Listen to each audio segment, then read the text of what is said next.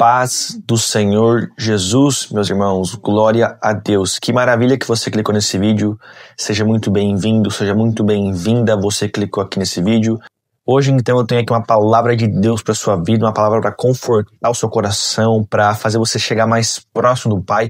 Esse é o objetivo aqui desse canal. O objetivo desse canal é fazer você se aproximar mais de Deus, é fazer você ter mais conhecimento na palavra, você ter mais busca. Lembrando, pessoal, essas palavras aqui que eu trago, antes de eu passar ela para vocês, eu fui confrontado, Deus falou comigo, Deus disse para mim. Então eu sei que quando eu trago algo para vocês, eu sei que pode edificar a vida de vocês. Amém? E pessoal, hoje eu vou ler Colossenses, capítulo 2, versículos 6 ao 15, que é uma carta do interesse de Paulo pelos colossenses, tá? E essa carta aqui é muito boa e ela fala sobre a plenitude da vida em Cristo, né? O versículo que eu vou ler, ele fala sobre a plenitude de vida em Cristo. E esse é um assunto muito interessante que poucas pessoas falam, né? Sobre a plenitude de viver em Cristo. Eu não sei, né, como foi a tua caminhada no Evangelho, mas eu me desviei da fé, eu tive um período de tremenda dor, de ansiedade, depressão, angústia, loucura, fumava, bebia, e assim, eu sempre quis buscar uma plenitude, sabe? O meu objetivo sempre foi buscar uma plenitude. Só que essa plenitude que o mundo proporciona é uma plenitude falsa. A gente sabe que isso não é real, a gente sabe que isso é enganoso. Isso não nos deixa pleno, muito menos felizes, porque se eu estivesse feliz naquela época, eu não teria tido ansiedade nem depressão. Aquele estado que a gente fica no momento que a gente começa a usar droga, começa a beber, aquele é momentâneo, a gente sabe disso. Portanto, assim como vocês receberam Cristo Jesus, o Senhor, continuem a viver nele, estando enraizados e edificados nele. Preste atenção nessa palavra, enraizados e edificados nele. E confirmados na fé, como foi ensinado a vocês, crescendo em ação de graça. Pessoal, vocês estão escutando o barulho de um cachorrinho, né? É o cachorrinho que está aqui do lado, mas você vai gravar um áudio, vai gravar um vídeo, tudo começa a acontecer. Passa avião, passa cachorro, gato, elefante. Nunca passou elefante na rua. No dia que tu grava, passa um elefante, passa tudo. Então, vamos continuar, tá bom? Vamos lá. Tenham cuidado para que ninguém venha a enredá-los com sua filosofia e vãs sutilezas, conforme a tradição dos homens, conforme o rudimento do mundo, e não segundo Cristo, porque nele habita corporalmente toda a plenitude da divindade.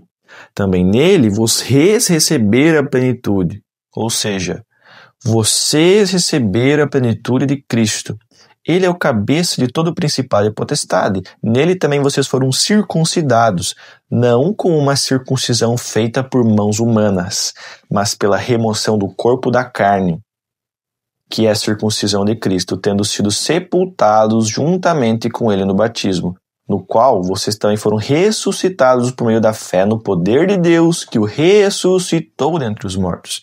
E quando vocês estavam mortos nos seus pecados e na incircuncisão da carne, ele lhes deu vida juntamente com Cristo, perdoando todos os nossos pecados, cancelando o escrito de dívida que era contra nós e que constava de ordenanças, o qual nos era prejudicial. Removeu-o inteiramente, cravando-o na cruz, e despojando os principados e as potestades, publicamente os expôs ao desprezo, triunfando sobre eles na cruz. Glória a Deus, que palavra abençoada, que palavra maravilhosa que Paulo nos traz aqui hoje. Eu gosto muito de prestar atenção nos detalhes, né? Os detalhes aqui dessas palavras aqui, eles são muito ricos, né? Por exemplo, também nele vocês receberam a plenitude. Isso aqui é maravilhoso. Eu nunca fiquei, quando eu busquei a fé, quando a gente começa a buscar a fé, a primeira coisa assim, muitos de nós buscamos a fé porque a gente quer receber bênção. A gente quer receber prosperidade. Só que a plenitude de Cristo é diferente de tudo isso. Tem muita gente que recebe bênção, recebe prosperidade, recebe do bom, do melhor, mas não é pleno em Cristo. A plenitude de Cristo é diferente de qualquer coisa que você já viu ou possa imaginar. Só quem vive essa plenitude é quem faz exatamente o que Paulo diz aqui. Porque ele começa dizendo bem assim, portanto, assim como vocês receberam Cristo Jesus, o Senhor, continuem a viver nele. Então a plenitude que a gente tem em Cristo, a gente só vai ter se a gente continuar a viver nele. Tem muitas pessoas que elas acham que ser pleno é ter uma vida próspera financeiramente, coisas do mundo, dinheiro, casa. Isso não é plenitude, isso são circunstâncias passageiras que o mundo pode te oferecer, te proporcionar e você pode ter. Mas a verdadeira plenitude está em Cristo e quando você vive nele, você continua a viver nele. E isso é muito interessante porque o apóstolo Paulo ele fala, estando enraizados e edificados. Existem muitas pessoas que estão dentro da igreja, mas não estão vivendo nele. O que me deixa mais preocupado é que ninguém fala disso, porque a questão de como você vai viver em Cristo está nessas duas palavras que Paulo fala. Enraizados e edificados e confirmados na fé, como foi ensinado a vocês. Então, enraizados e edificados. Essas duas palavras aqui, elas são muito impactantes. Porque a palavra enraizados, quando a gente fala enraizados, eu penso em uma árvore.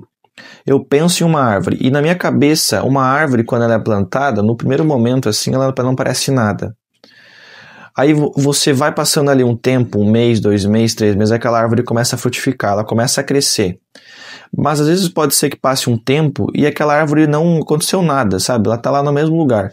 Mas por baixo dela, aquelas raízes, elas vão crescendo, elas vão se apossando da terra e aquilo vai fazendo um negócio maluco lá, entendeu? E aquilo vai se enraizando. Quando vê, meu amigo, aquela árvore começa a crescer, e na medida que ela cresce, as raízes também vão crescendo. E aí esse é o fruto, né? O fruto é esse crescimento que vai acontecendo naquela árvore. Isso aqui é muito interessante porque a edificação, ela é um resultado desse enraizamento.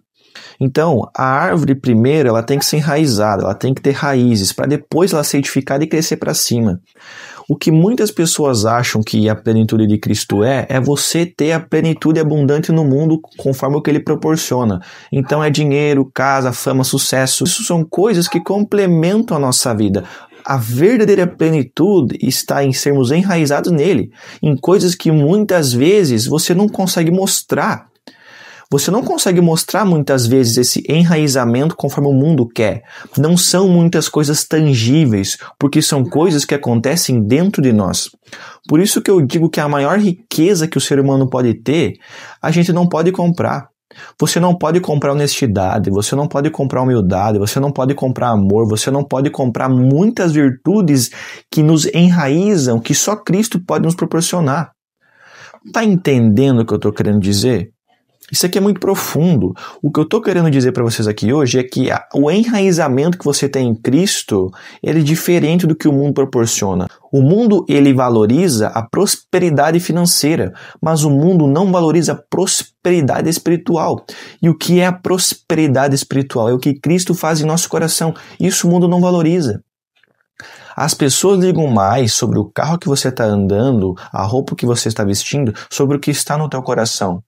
E propriamente dito, isso é algo que o mundo valoriza e ele aplaude. Mas o que Cristo nos ensina é que se nós vivermos nele e nós continuarmos a ter esse hábito de vivência, a gente vai ser pleno na coisa mais importante, que é ser enraizado no Evangelho. E quando eu digo isso, eu quero dizer sobre os frutos do Espírito, né? Sobre os resultados que o Evangelho vai fazendo em nosso coração. E isso é maravilhoso. Isso é maravilhoso quando você entende isso. Que o Evangelho, ele não depende sobre as coisas que você constrói para ser, sobre externalizando isso em posses, em coisas, mas sim sobre o que está no teu coração. E se você focar no teu coração, se você focar em ser pleno em Cristo, em enraizar as virtudes de Cristo no teu coração, automaticamente isso vai ser externalizado nas suas ações e comportamentos e também em bênçãos. A questão é que muitas pessoas invertem a ordem. As pessoas querem buscar bênção, prosperidade e coisas do mundo, mas não buscam enraizar o Evangelho no seu coração. A famosa teologia da prosperidade. A teologia da prosperidade é o quê? Você vai ganhar dinheiro, você vai ganhar bênção e tudo coisas do mundo. Mas não pregam o enraizamento do Evangelho no seu coração. E aí a pessoa busca e ela acaba sendo egoísta, ela acaba sendo orgulhosa, ela acaba vivendo uma vida de prazer mundano, o que não é isso que Deus quer. Deus ele quer enraizar o Evangelho no meu coração e no seu coração. e edificados nele. Isso aqui é maravilhoso também, porque o que é um edifício? Né? O que é um edifício? O edifício basicamente é quando você está construindo algo. Então, por exemplo, eu gosto muito daquela história, e aqui também foi um ponto bem interessante. Esse edifício, ele é muito bacana quando a gente começa a olhar para a perspectiva que você tem sobre o edifício. Se você olhar a palavra edificados nele, quando eu lembro da palavra edificados nele, eu lembro de uma obra. O que você lembra quando você lê essa palavra, edificados? Eu penso em uma obra. E em uma obra, quando você está lá construindo, aquilo no começo era só uma ideia.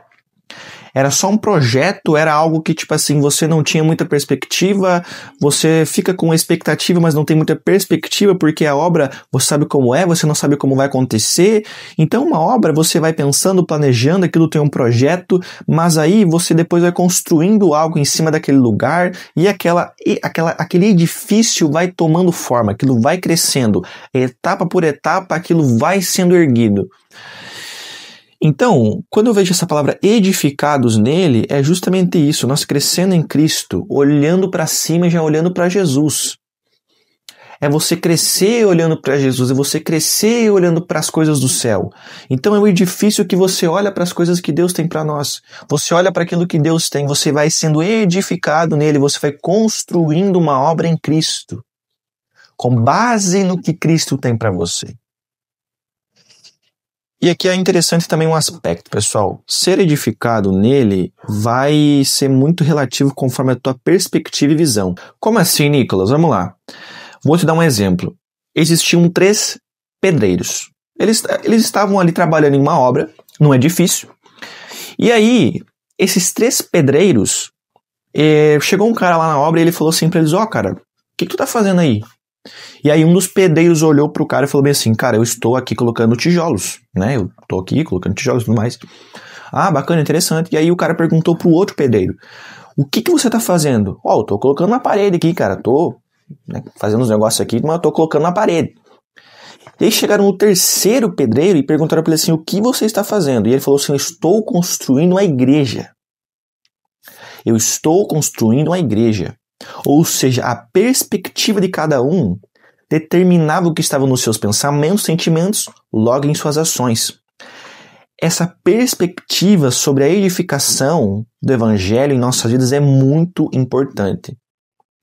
Pessoal, eu vejo muitos cristãos que eles não têm a perspectiva, sabe? Assim como, por exemplo, esse terceiro pedreiro tinha. Qual que era essa perspectiva? A perspectiva de fazer algo grande, a perspectiva de saber qual caminho ir e de saber o que você está fazendo, o porquê está fazendo, qual caminho está indo, o porquê está indo. Pensamentos grandes, porque eu vejo, pessoal, que a maneira como você está no evangelho, a maneira como você vive o evangelho determina a sua perspectiva. Tem pessoas que vão na igreja só por ir. E ela não vai crescer, ela não vai sair daquele lugar. Ela só vai ficar ali. Tem pessoas que vão na igreja só para ser salvas. A perspectiva que ela tem sobre aquilo é limitante. Ela não vai crescer, ela não vai ser edificada, ela não vai enraizar nada. Tem pessoas que as perspectivas sobre o evangelho dela é tão pequena e rasa que ela não cresce. Ela não vai para frente. Sabe, você está entendendo o que eu estou querendo dizer? A perspectiva que você tem sobre o evangelho muda totalmente a sua vida. Muda totalmente a sua forma de viver e forma de agir. As pessoas acham que o evangelho é só você ir no domingo à noite no culto, na celebração, e você ir para casa e pronto, é isso. Sou cristão, glória a Deus, vou para o céu.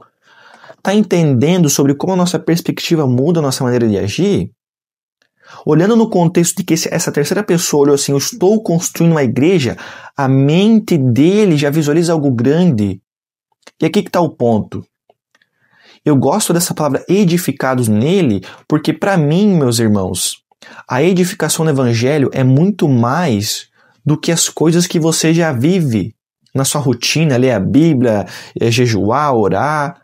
Não. A perspectiva do evangelho, ela deve ser muito maior. Você tem um pensamento de coisas grandes. Vou te dar um exemplo. Meus irmãos, eu não gravo vídeos aqui só porque eu acho bonito, só porque eu acho legal. Não, eu gravo vídeos aqui porque eu sei que isso pode edificar pessoas e pode mudar muitas vidas. Não por mim, mas pelo Espírito Santo que os concede essa graça de você poder receber essa palavra e aplicar na sua vida. Eu tenho um pensamento já, cara, pensando em pessoas que podem receber isso e transformar a sua história. É isso que eu estou falando, a sua perspectiva sobre essa edificação do que Deus está fazendo. Outro exemplo. Meus irmãos, você acha que eu quero ler a palavra, eu quero mergulhar no que aquilo que Deus está fazendo só para eu ter esse conhecimento? Claro que não, eu quero transbordar isso para muitas pessoas, eu quero multiplicar, eu quero, fazer um avivamento, não porque eu quero ter orgulho, ego, nada disso, mas é porque eu não posso ser omisso nessa geração. Eu preciso compartilhar aquilo que Deus está fazendo na minha vida, eu preciso compartilhar aquilo que Deus é, eu não posso. Ou seja, a minha perspectiva sobre o evangelho, ela muda o meu comportamento, a minha forma de ser, a minha forma de agir. E muitas pessoas estão com uma perspectiva rasa, por isso que as suas vidas não vão para frente, por isso que elas não crescem, por isso que você vai ver pessoas que estão 10 anos na igreja e elas não se desenvolvem, elas não crescem, elas não amadurecem, elas não vão para frente, elas continuam travadas, elas continuam ali. E meus irmãos, triste é o cristão que se auto-sabota, fica naquela questão ali medíocre, não vai pra frente, não pensa em crescer, não pensa em evoluir, só fala das mesmas coisas, só diz as mesmas coisas.